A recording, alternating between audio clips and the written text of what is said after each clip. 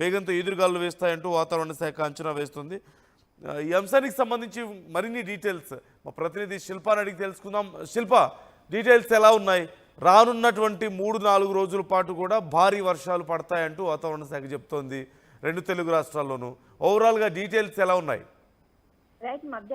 మధ్య బంగాళాఖాతంలో ప్రస్తుతం అల్పపీడనం కొనసాగుతుంది. ఈ అల్పపీడనం మరింత బలపడే అవకాశాలు ఉన్నట్టు వాతావరణ శాఖ అధికారులు అంచనా వేస్తున్నారు. ఇప్పటికే ఉపరితల ఆవర్తనం కారణంగా నిన్న నుంచి రాష్ట్ర వ్యాప్తంగా చాలా చోట్ల కుండపోత వర్షాలు నమోదవుతున్నాయి. ఎక్కడికక్కడికి జనజీవనం అస్తవ్యస్తం అవుతున్న పరిస్థితులు కనిపిస్తున్నాయి. దీంతో నిన్న సీఎం రేవంత్ రెడ్డి అన్ని జిల్లాల కలెక్టర్లతోనే వీడియో కాన్ఫరెన్స్ నిర్వహించారు. జిల్లాలలో పరిస్థితి ఏ విధంగా ఉంది, వరదలు వస్తే దానికి ముందస్తే ఎలాంటి చర్యలు తీసుకుంటున్నారు, అందరూ కూడా అప్రమత్తంగా ఉండాలంటూ కూడా సూచనలు జారీ చేశారు. ఇప్పటికే ఒకవైపు ఏదైతే రెడ్ అలర్ట్ ప్రకటించినటువంటి మహబూబాబాద్, వరంగల్, హన్మకొండ ఈ జిల్లాలకు ఇప్పటికే 2 రోజుల పాటు విద్యాశాఖ సెలవులు ప్రకటించింది. ఎవరు కూడా బయటికి రావద్దంటూ కూడా అలర్ట్స్ జారీ చేసింది. ఇంకోవైపు జిహెచ్ఎంసీ పరిధిలో హాఫ్ డే స్కూల్స్ అనేవి ప్రకటించారు. ఎందుకంటే ఇటు హైదరాబాద్ లో చూసుకున్నట్లయితే మనకు ఆఫ్టర్ 3 తర్వాతనే వర్షపాతం అనేది నమోదవుతుంది. దాని తర్వాత హెవీ ట్రాఫిక్ తో నగర ప్రజలు పెద్ద ఎత్తున ఇబ్బందులు పడుతున్నారు. దీంతో ఇప్పటికే విద్యాశాఖ హాఫ్ డే స్కూల్ ప్రకటించారు. అంటే 1 o'clock వరకు కూడా స్కూల్స్ ఉంటాయి. తర్వాత మొత్తం కూడా మూసివేయనున్నారు. ఎందుకంటే హెవీ రెయిన్ అలర్ట్ ప్రకటించడంతో ఈ విధంగా చర్యలు తీసుకున్న నిన్న నిర్వహించినటువంటి కాన్ఫరెన్స్ లో ఇటు హైదరాబాద్ సెలవులు ప్రకటించాలంటూ కూడా ఇటు ముఖ్యమంత్రి సీఎం రేవంత్ రెడ్డికి సూచనలు జారీ చేయడంతో వెంటనే ఆదేశాలు జారీ చేసి అక్కడ పరిస్థితిని బట్టి కలెక్టర్లు నిర్ణయాలు తీసుకోవాలంటూ కూడా ఇప్పటికే జారీ చేశారు. ఇంకోవైపు అటు జిల్లా యంత్రాంగం కావచ్చు, ఇటు నగర యంత్రాంగం కావచ్చు, ఎవరు కూడా సెలవులు తీసుకోవద్దు. ఈ 3 రోజుల పాటు అందరూ కూడా గ్రౌండ్ లెవెల్లో సిద్ధం అవ్వాలంటూ కూడా ఇప్పటికే ఆదేశాలు జారీ చేశారు. నిన్న అత్యధికంగా జయశంకర్ భూపాలపల్లి జిల్లాలో 18 సెంటీమీటర్ల మేర వర్షపాతం నమోదైంది.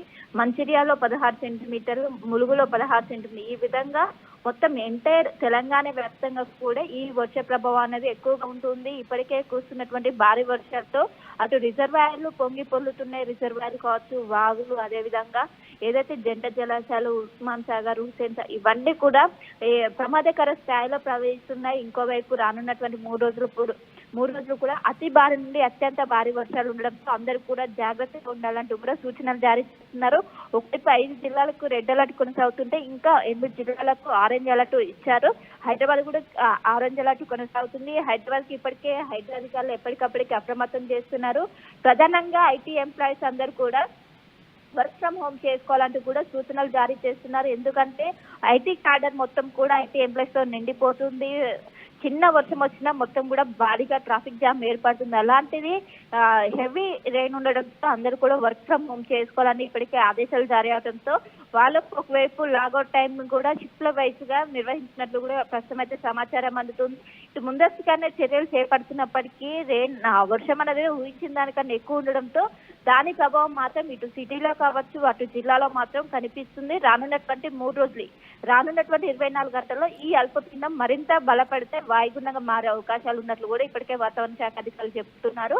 అది వాయుగుండంగా మారితే ఇంకా ప్రమాదకర స్థాయిలో వర్షాలు వచ్చే అవకాశాలు ఉన్నట్లు కూడా చెప్తుంది. ఆంధ్రప్రదేశ్ తో పోల్చుకుంటే ఇప్పుడు తెలంగాణలోనే దీని ప్రభావం, ఉపరితల ఆవర్తనం ప్రభావం కావచ్చు, అదేవిధంగా అల్పపీడన ప్రభావం అనేది ఎక్కువగా ఉంది. ఇక్కడే దాదాపు ప్రతి జిల్లాలో కూడా 20 సెంటీమీటర్ల పైగా వర్షపాతం నమోదవుతుంది. 10 సెంటీమీటర్లు అయితేనే మనం అది హైయెస్ట్ వర్షపాతంగా చూస్తాం.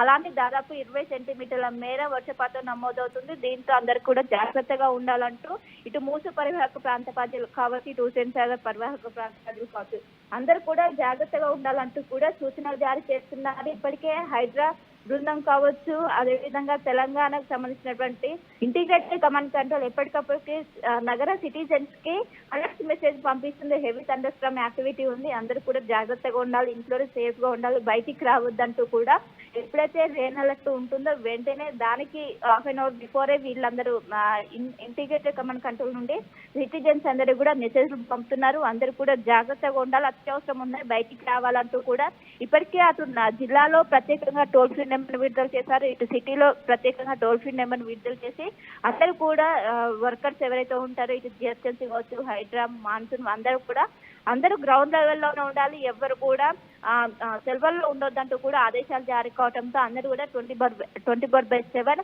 అందుబాటులో ఉన్నట్టు కూడా తెలుస్తుంది. దీంతో ఇప్పటికే జిహెచ్ఎంసీ అధికారులు ఎక్కడెక్కడ లోతట్టు ప్రాంత ప్రజలను అప్రమత్తం చేస్తున్నారు. ఇంకోవైపు ఇక్కడ ముషరంబాగ్ బ్రిడ్జ్ సంబంధించి మొత్తం అక్కడ కూడా రాకపోకలు పూర్తిగా బంద్ అయ్యాయి. మొత్తం కూడా అక్కడ నుండి వాటర్ అనేది ఎక్కువగా వెళ్తున్నాయి. దీంతో అక్కడ ఉన్నటువంటి బ్రిడ్జ్ ని పూర్తిగా క్లోజ్ చేశారు. మొత్తం అక్కడ ప్రమాదకర స్థాయిలో ప్రవేశించినట్టు ఇప్పటికీ అధికారులు చెప్పడంతో పక్కనే ప్రత్యామ్నాయ మార్గాలు ఎవరైతే దిల్సుఖ్ నగర్ మరొకపేట లో ఉన్నటువంటి ప్రజలు ప్రత్యామ్నాయ మార్గాలు ఎంచుకోవాలంటూ కూడా ఇప్పటికే సూచన జారీ చేయడంతో మొత్తం మీద రానున్నటువంటి 3 రోజుల పాటు ఇటు రాష్ట్రానికి ఎంతో కీలకం. ఒకవైపు 5 జిల్లాలకు రెడ్ అలర్ట్, మిగతా 8 జిల్లాలకి ఆరెంజ్ అలర్ట్ అయితే కొనసాగుతుంది. Right, thank you Shilpa, thanks for the details. మొత్తం మీద మరొక 2 రోజుల పాటు భారీ వర్షాలు కురియబోతున్నాయి రాష్ట్ర వ్యాప్తంగా. 2 తెలుగు రాష్ట్రాల్లోనూ ఇదే పరిస్థితి ఉండబోతుందంటూ వాతావరణ శాఖ హెచ్చరికలు జారీ చేస్తుంది. ప్రజలు అప్రమత్తంగా ఉండాల్సిన అవసరం ఉంది. అత్యధికంగా 22 సెంటీమీటర్ల వర్షపాతం నమోదవడాన్ని మనం చూసాం. మరొకసారి అలాంటి భారీ వర్షాలు ఉండబోతున్నాయి, ఈదురుగాలు ఉండబోతున్నాయి, ఉరుములు మెరుపులతో కూడినటువంటి భారీ వర్షాలు ఉంటాయంటూ వాతావరణ శాఖ హెచ్చరికలు జారీ చేస్తున్నటువంటి పరిస్థితి మనకు కనిపిస్తోంది. మరోవైపు మనతో వెంకటరత్నం జాయిన్ అవుతున్నారు వరంగల్ నుంచి. వెంకటరత్నం, డీటెయిల్స్ ఎలా ఉన్నాయి? అంటే ఒక మహిళ కదలలేని పరిస్థితుల్లో ఉన్నటువంటి పరిస్థితుల్లో ఆ వరద నీటిలో చిక్కుకొని మృతి చెందింది అంటూ కూడా తెలుస్తుంది వరంగల్లోని. అలాగే మరికొన్ని చోట్ల భారీగా నష్టం జరిగింది అంటూ తెలుస్తుంది. డీటెయిల్స్ ఎలా ఉన్నాయి ఓవరాల్గా? నందు, నిన్నటి నుండి చూసినట్టయితే మొన్న రాత్రి కురిసినటువంటి వర్షాలకు, అంటే ఉదయం 4 గంటల నుండి 6 గంటల వరకు కురిసినటువంటి భారీ వర్షానికి వరంగల్ మొత్తం మునిగినట్టుగా మనం చూస్తున్నాము. ఎక్కడికక్కడ ఉన్నటువంటి వరంగల్లోని శివనగర్ అలాగే శాఖరాసుకుంట ప్రాంతాలు పూర్తిగా జలమయమైపోయాయి. పైన ఉన్నటువంటి అంటే ఫోర్ట్ వరంగల్ చుట్టుపక్కల ఉన్నటువంటి ఆ వాటర్ అన్ని కూడా మళ్ళీ టౌన్లోకి వచ్చేసరికి కూడా వరంగల్ నగరం అంతా మునిగిపోయినటువంటి పరిస్థితి. దీనికి సంబంధించి అధికారులు అప్రమత్తంగా చెప్పారు, కానీ ఇంత వర్షం పడుతుందని చెప్పి కూడా అనుకోలేదు. దాదాపు 15 సెంటీమీటర్ల వర్షానికే ఇంత దారుణమైనటువంటి పరిస్థితులు ఉన్నాయని చెప్పి ఇక్కడ స్థానికులు కూడా వాపోతున్నటువంటి పరిస్థితి. పైన కట్టలు తెంపడం వల్లనే వరంగల్ నగరంలోని ఆ ప్రాంతాలన్నీ మునిగిపోయాయని చెప్పి ఇక్కడ స్థానికులు ఆరోపిస్తున్నటువంటి నేపథ్యంలో ఇక్కడ అధికారులు కూడా మళ్ళీ అప్రమత్తమయ్యారు. జీడబ్ల్యూఎంసీ పరిధిలో ఉన్నటువంటి అన్ని ప్రాంతాలను కూడా అలర్ట్ జారీ చేశారు. ఇక్కడ జిల్లా కలెక్టర్లు కూడా సమీక్ష సమావేశం కూడా నిర్వహించారు. సీఎం కాన్ఫరెన్స్ లో కూడా పాల్గొని అన్ని జిల్లాలకు కలెక్ట్ చేశారు. ఈ రోజు కూడా ఉన్నటువంటి పరిస్థితి నేపథ్యంలో ఇక్కడ హన్మకొండ, వరంగల్, అలాగే జయశంకర్, భూపాలపల్లి, ఇక్కడ మెదక్ ఈ ప్రాంత అంటే జనగామ ఈ ప్రాంతాలకు కూడా రెడ్ అలర్ట్ జారీ చేశారు. మహబూబాబాద్ ప్రాంతం అంటే ఈ ప్రాంతాలు కూడా ఇప్పటికే వాటర్ ఎక్కువగా వచ్చినటువంటి నేపథ్యంలో నిన్న మొన్న కురుస్తున్నటువంటి మామూలు వర్షాలు పడే, కానీ రెడ్ అలర్ట్ పెట్టినటువంటి నేపథ్యంలో మరింత జలమయమైనటువంటి అవకాశాలు ఉంటాయి. కాబట్టి ఇప్పటికీ డిఆర్డీఏ బృందాలను కూడా అప్రమత్తం చేశారు. ఇక్కడ టోల్ ఫ్రీ నెంబర్లు కూడా ఏర్పాటు చేశారు. ఎక్కడైతే కొన్ని ఇక్కడ పునరావాస కేంద్రాలను ఏర్పాటు చేశామో అక్కడ కూడా అన్ని వసతులు కూడా పర్యవేక్షిస్తున్నారు. నిన్న జిల్లా కలెక్టర్, వరంగల్ జిల్లా కలెక్టర్లు అలాగే హన్మకొండ జిల్లా కలెక్టర్ కూడా జీడబ్ల్యూఎంసీ కమిషనర్ ప్లస్ అధికారులు మొత్తం వరంగల్ ముంపు ప్రాంతాలన్నీ కూడా సందర్శించారు. వరంగల్ రైల్వే స్టేషన్ కూడా మునిగిందంటే ఏ స్థాయిలో వర్షం పడిందో తెలుసుకోవచ్చు. అక్కడ చాలా మంది కూడా రోగులు కూడా ఎంత ఇబ్బందులు పడుతున్నారంటే ఇక్కడ బయటికి రాలేనటువంటి పరిస్థితి. అంటే ఆరోగ్యంగా ఉన్నటువంటి వాళ్ళే బయటికి రాకుండా ఉంటున్నటువంటి పరిస్థితి. అయితే ఇక రోగుల పరిస్థితి మరీ చెప్పనక్కర్లేదు. వృద్ధుల పరిస్థితి కూడా చాలా దారుణంగా ఉన్నటువంటి పరిస్థితి. కాకపోతే అధికారులు దీనిపై కూడా ఎక్కువ దృష్టి పెట్టినట్టుగా అనిపిస్తుంది. ఆ వరద నుండి బయటికి రాలేక కొంతమంది ఏంటంటే తామే బయట రాలేక ఇళ్లలో ఉన్నటువంటి సామాన్ అంతా తడిసిపోయి చాలా వరకు ఆస్తి నష్టం జరిగినట్టుగా తెలుస్తుంది. శివనగర్ ప్రాంతంలో ఉన్నటువంటి ఆ పలు కాలనీలు కూడా పూర్తి స్థాయిలో జలమయమైనటువంటి పరిస్థితుల నేపథ్యంలో కూడా ఆ కింది ఫ్లోర్ లో ఉన్నటువంటి వాటి అన్నిట్లలోకి నీళ్లు రావడం వల్ల అధికారులు కూడా కొన్ని ప్రాంతాలని పరిశీలించారు. ఇక్కడ వాళ్లకు ఇన్స్టంట్ గా కొంత పునరావాస కేంద్రాలను ఏర్పాటు చేసి భోజన వసతి సౌకర్యాలు ఏర్పాటు చేశారు. మిగిలినటువంటి వాళ్ళందరూ కూడా కొన్ని స్వచ్ఛంద సంస్థలు కూడా ముందుకు వచ్చినటువంటి నేపథ్యంలో వాళ్ళు కూడా వీళ్ళకు అంటే స్వచ్ఛంద సంస్థలు కూడా ఇక్కడ ఉన్నటువంటి బాధితులకు సహాయక చర్యలు కూడా ముమ్మరం చేసినటువంటి పరిస్థితి. ఇవన్నిటిని దృష్టిలో పెట్టుకుంటే ఈ రోజు ఇంకా పెద్ద ప్రమాదం పొంచి ఉన్నట్టుగా వాతావరణ శాఖ చెప్తుంది. ఏకంగా అక్కడ విద్యాశాఖ మొత్తం స్కూళ్లకు ఆ సెలవులు ప్రకటించిందంటే భారీ వర్షాల నేపథ్యంలో రెడ్ అలర్ట్ జోన్ లోకి వచ్చింది. అంటే ఆరెంజ్ అలర్ట్ కే ఇంత ఇబ్బందికరంగా ఉంటే ఒకవేళ రెడ్ అలర్ట్ వస్తే మాత్రం ఇంకెంత ఇబ్బందికర పరిస్థితులు తలెత్తాయన్నటువంటి ఒక భయాందోళనలు నిన్న మొన్న ముంపు ప్రాంతాలు మాత్రం ఇక్కడ పూర్తి స్థాయిలో కూడా భయాందోళన వ్యక్తం చేస్తున్నాడు.